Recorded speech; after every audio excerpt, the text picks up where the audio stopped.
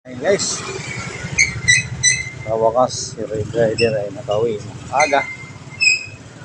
Aga din naman tayo. Ito lang yung guys, yung experiential lang natin. Guys, pag merong pong nagigipag gigitan sa atin, huwag po natin sabayan. Example na lang guys na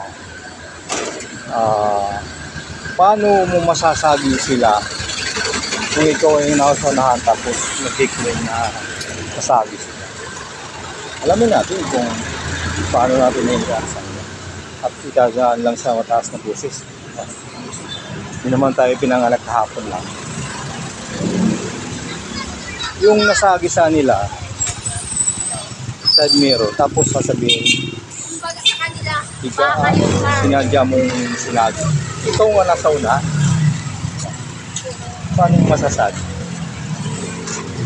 Yun yung isang senaryo na dapat natin alamin. Dapat matipinsa natin na paano ikaw ang maging liable, o lalo na kung may CCTV, dapat meron tayo nakakabit sa katawan natin sa pang yung camera. Diba? Yun po yung pag natin lalo ng budget para magkaroon po tayo proteksyon pag mamahigan yung sinabi.